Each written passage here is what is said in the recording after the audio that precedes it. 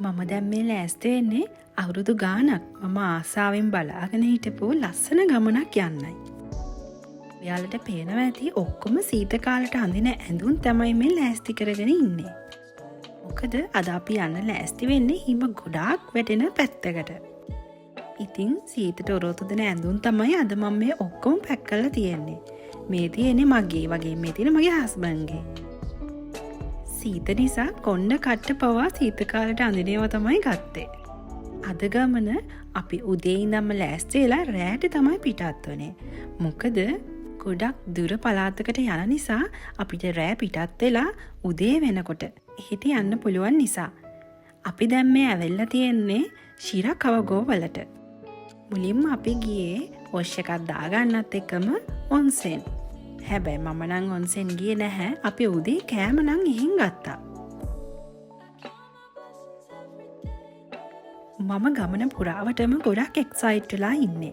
මොකද මේක මම ආසාවෙන් බලන් හිටපු ගමනක්. පාර දෙපැත්තම සුදුම සුදු පාටට හිම ගොඩාක් වැටලා තිබ්බා. ඉතින් අද ගමන යන්නේ කපල්ස් තුනක්. මේ හැමෝම අපේ යාළුවෝ. ඉතින් මේ විදිහට කපල් දාලා යන්න මමයි මගේ යාළුවෝයි ප්ලෑන් කරලා හිටියේ ගොඩක් කලින් ඉඳන් තමයි. ඉතින් අද ඒ හීනේ සැබෑ වුණා. මෙතන මගේ තව හොඳ යාළුවෙක් අඩුයි. ඉතින් එයාට මේ ගමනට සහභාගී වෙන්න බැරි වුණා එක හේතු නිසා. ඉතින් අපිත් එයාව නිතරම මතක් කරා.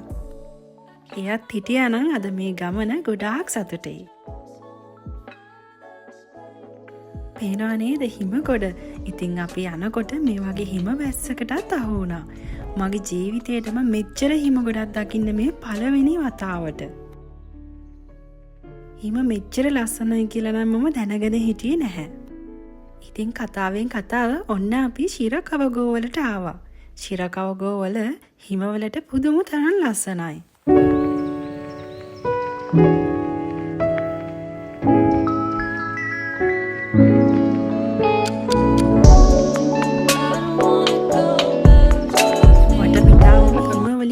සුදුම සුදු පාටයි. ඉතින් එතෙන්ට ගිහිල්ලා ගන්න මේ අත්දැකීම කියලා නිම කරන්න බෑ. ඔයාලට පේනවා ඇති මම මේ විකාරයෙන් පිස්සෙන් වගේ නටන හැටි. අපි හිම බලන්න ආවා.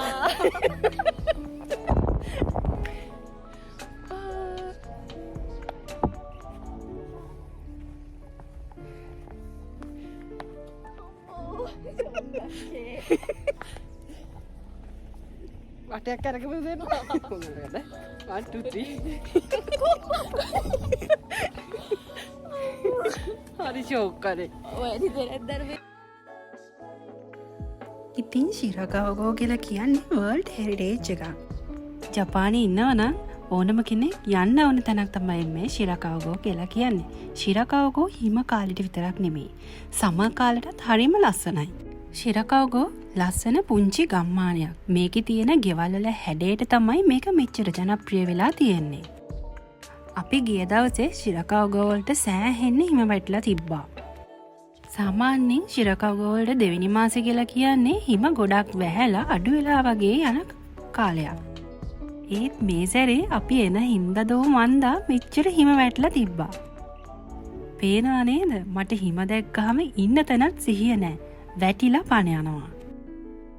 මං දැන් ජපන් ඇල්ල අවුරුදු 10කට ගිට්ටුයි. ඒත් මම මෙච්චර හිම ගොඩක් දැක්කේ මගේ ජීවිතේ පළවෙනි වතාවට.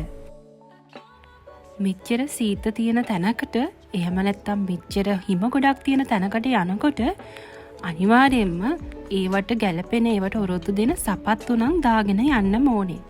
මොකද අපි වගේ බලන්න ආපු අය ගොඩාක් අය ලිස්සල වැටෙනවා. ඔයාලට දැන් මේ පේනවා ඇති හිම තට්ටුව මීටරයකටත් වඩා උසින් වැටිලා තියෙනවා. ශිරකවගොව්වල ලස්සන විතරක් නෙමෙයි කෑමත් හරිම රසයි. ඉතින් ඒවට ගැලපෙන ස්පෙෂල් කෑම වර්ගත් තියෙනවා. අමතක කරන්න එපා ඒවා ජැපනිස් කෑම වර්ග ඒ වුණාට හරිම රසයි. කලින් මම කිව්වනේ ශිරකවගොව්වල ගෙවල් වල මේ හදලා තියෙන විදිය තමයි ගොඩක් වැදගත් කියලා පේනවා නේද? ඒවා හරිම ලස්සනයි.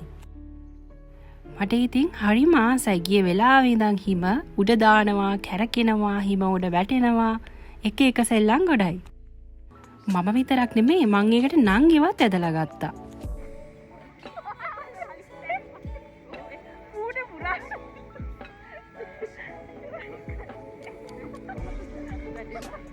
එපා.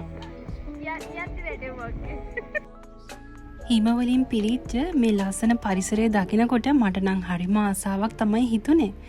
ඉතින් ඒ කඳුවලින් වැහිච්ච කඳුවලින් පිරිච්ච මේ ශිරකවගොව් දිහා බලනකොට ඇත්තමයි මට හැමදාම ඉන්න හිතුණා. ඉතින් මේ ගමන ශිරකවගොව් විතරක් නෙමෙයි ඒ අවට තියෙන තවත් බලන්න පුළුවන් ලස්සන තැන්වලට අපි ගියා. මේ තියෙන්නේ ලස්සන කේව් එකක්. ඉතින් මේ තියෙන්නේ සීත කාලෙට මිනිච්ච ලස්සන දිය ඇල්ලක්. දිය ඇලි වල වතුර මේ විදිහට මිදුනාම හරිම ලස්සනයි. ඉතින් මේක නිකම්ම චිත්‍රයක් වගේ. හිතා ගන්න බෑ නිකම් වෙනමම ලෝකයකට ගියා වගේ. මට මේ කන්ද දැක්කම මතක් වුණේ රූපවාහිනියේ ඒ දවස්වල පෙන්නපු හිම කුමාරිගේ කතාව. කුමාරී ඉන්න තැනකට ගියා වගේ තමයි මට දැනුනේ. ඒ වගේම ආදරණීයන් වෙනුවෙන් වෙන්වෙච්ච තවත් තැනක් අපිට එතනදීම හම්බ වුණා. ජපනිස් වලින් කියනවා නම් ආයි ජින්නෝ සෙයිචි. ආදරණීයන්ගේ අභය භූමිය වගේ තේරුමක් තමයි ඒකේ තිබ්බේ. කපල් ගිය ට්‍රිප් එකක් ඉඳලා මෙතනත් කියාපුම තැනක්. මමත් ඉතින් ලස්සන සිතුවිල්ලක් හිතලා මේ විදිහට ගාන්ටාරෙත් ගහලා ආවා. ඒ වගේම මෙතනිනුත් අපිට ලස්සනට මතකයේ හිටින්න ගන්න පුළුවන් ලස්සන කියුට් දේවලුත් මෙන්න මේ වගේ තිබ්බා. මෙතන තිබිච්ච මේ ලස්සන ටෙඩි බියර්ස්ලා නම් තනිකර ඇත්තම බවුවල වගේ. මේවා පෙන්වීම වගේම හරිම කියුට්. ඒ වගේම හරිම සොෆ්ට්. ඉතින් ඔයාලා ජපානයේ ඉන්න කෙනෙක් නම් මෙතෙන්ට ආවොත් මේ වගේ ලස්සන දෙයක් ගන්න අමතක කරන්න එපා. ඒවා ලස්සන මතකයන් වේවි.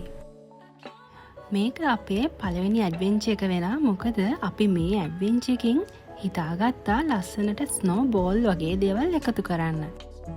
ඉතින් මං ශිරකවගවලුත් ලස්සන ස්නෝ බෝල් එකක් ගත්තා. අද දවසේ බලන්න තිබිච්ච දේවල් ඔක්කොම වගේ ඉවරයි. දැන් මේ අපි යන්න ලෑස්ති වෙන්නේ අපේ නවාතැනට. මට නම් ගොඩක්ම ලස්සන ශිරකවගවල හිම කාලෙට වටපිටාව පරිසරය චිත්‍රයක් වගේ. ඉංග්‍රීසි චිත්‍රපටිවල දකින ඒ දර්ශනයන් ඒ විදිහටම මම ඇස් දෙකින් දැක්කා වගේ මට දැනුණා. ඉතින් ওই විදිහට ඇවිදලා මහන්සි නිසා අපි ගියා ඉන්දියන් කඩේකට මෙන්න මේ විදිහට ඩිනර් එකක් ගන්න. කාපු කෑම වලින් නම් මෙතන කෑම හරිම රසයි. මෙතන එක එක කෑම වර්ග තිබ්බා. ඉතින් මට අපේ නංගි තමයි මේක සජෙස්ට් කරේ. ඉතින් මමත් එයා ගත් එකම ගත්තා. අපි හැමෝම බඩ පිරෙනකන් කෑවා. ඒ වගේම ගුලාබ් ජාමුනුත් කන්න අමතක කරේ නැහැ. අපි ඔය විදිහට ඩිනර් එක අරගෙන අපි කෙලින්ම ගියා හෝටල් එකට. මේ තියෙන්නේ පහුවෙනිදා අපි හෝටල් එකේ ඉඳලා ඊට පස්සේ යන්න තීරණය කරා ඒක ළඟම තිබුණ මත්සුමොතෝ කාසල් එකට. මේක ජපානයේ ගොඩක් පරණ මාලිගයක්. මේක මම දැක්ක කාසල් වලින් හරිම ලස්සන කාසල් එකක්. මේකේ ගොඩක් දැකලා නැති නටබුන් වර්ග ජපානයේ අතීතයේ වගේ දේවල් ගොඩක් නරඹන්න පුළුවන් ලස්සන ස්ථානයක්. මත්සුමොතෝ කාසල් එක උඩටම අපි නැග්ගා. හැබැයි වල පරිණම් ගොඩාක් උසයි. ඒ වුණාට මහන්සිලා කොහොම හරි උඩටම නැගලා තමයි පස්ස බැලුවේ. ඔන්න ඊට පස්සේ අපි ගියේ ස්නෝ මංකි බලන්න. ජපානයේ මෑතක කාලෙදි තමයි මේ ස්නෝමන් කියලා ජනප්‍රිය වුණේ. මොකද මෙතන උණුදිය උල්පත් තියෙනවා. ඉතින් ඒගොල්ලෝ ඒකේ නාන්න මෙහාට එනවා. ඉතින් මේක ගොඩක් කලින් ඉඳන් තිබිච්ච දෙයක් නෙමෙයි. මේ වඳුරු මෙතෙන්ට නාන්න එනකොට ඒක TikTok එකේ දාලා ගොඩක් ජනප්‍රිය වුණාට පස්සේ තමයි මෙතෙන්ට ගොඩාක් ගෙස්ලා බලන්න ඇවිල්ලා තියෙන්නේ. ඉතින් ඒකත් එක්කම මෙතන ඔන්න ලස්සන බලන තැනක් බවට පත් වෙලා තියෙනවා ඒ හේතු නිසා. ඔන්න අපි එතෙන්ට ලං වෙනවත් එක්කම මේ අපිට හම්බෙච්ච පළවෙනිම වඳුරු රාජයා. වඳුරු ඉන්න තැනත් හරිම ලස්සනයි. හිම වලින් පිරීලා තිබ්බේ. මෙතෙන්ට නම් සෑහෙන ගොඩක් දුර යන්න උලා. ඒ වගේම ගොඩක් පරිස්සමින් තමයි ගියේ. මොකද හරියට ලිස්සනවා. හිම ගොඩක් ගල් වුණාට පස්සේ එතන ගොඩක් ලිස්සනවා. ඉතින් අපිට හරියමන් සපත්තු නැති වුණාම යන්න අමාරුයි. අපි ගිය දවසේ සෑහෙන සෙනඟ හිටියා. ඉතින් මෙයාලා ගොඩාක් එතන හිටියා. දැන් මෙයාලගේ කන වේලාව වෙන්න ඕනේ. ඒකයි ඔය මේගොල්ලෝ හැමෝම වගේ ලං වෙන්නේ.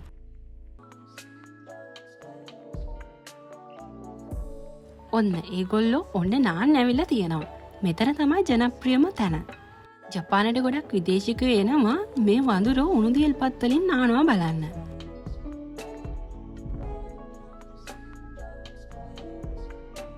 ඉතින් එතනත් රස කෑමවල් වර්ග විකුණන්න තිබ්බා. ඒ වගේම අයිස්ක්‍රීම් වර්ග, හොට් චොක්ලට් වගේ දේවල් තිබ්බා. එතනත් ඇවිදලා ඉවර වෙලා අපි ගියේ අපේ දවල් කෑම එක ගන්න. ඉතින් දවල් කෑමෙන් පස්සේ තමයි අපි ගොඩක් ආසාවෙන් හිටපු හිම සෙල්ලම් කරන්න ගියේ. මේක තමයි ට්‍රිප් එකේ දිපිච්ච අමාරුම වැඩේ. මොකද මේ හිම සෙල්ලම් කරන්න නම් හරිම අමාරුයි. try කරන්නත් අමාරුයි මොකද සෑහෙන්න වැටෙන නිසා. හැබැයි මගේ මහත්තයා නම් 2-3 සැරයක් වැටිලා එයාට ඒක අල්ලලා ගියා. ඉතින් ස්කින් හරි ගියේ නැති වුණාම ඔන්න ඊට පස්සේ මෙන්න මේ සෙල්ලම තමයි අපි කරේ. පේනව නේද? ඒක නම් හරිම ජොලි.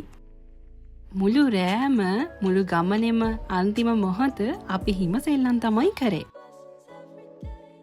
ඔයාලට මේ vlog එකේදී බලා ගන්න පුළුවන් අපි කොච්චර දුරට හිම සෙල්ලම් වලින් වැටුණාද කියලා.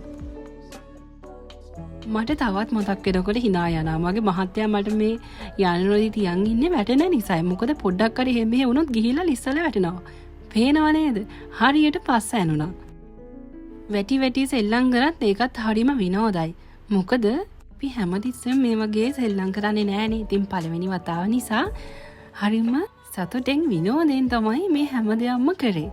ඔන්න වැටිලා අන්තිමේදී ටිකක් විතර වැටෙන්නේ නැතුව ගිහිල්ලා ගියේ. කෙලවර වෙන්න පුළුවන් වුණා.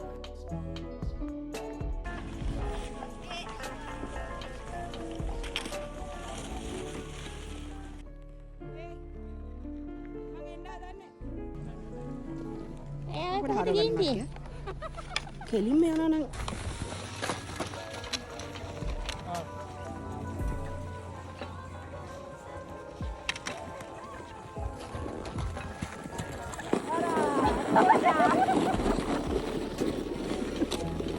ඉතින් ඔය විදිහට මේ සැරේ අපේ හිම ගමන ගොඩාක් ඊළඟට එන්න තියෙන වසන්ත කාලේ නිසා ඔයාලට පේනවා ඇති මේ තියෙන මගේ ගාඩන් එක.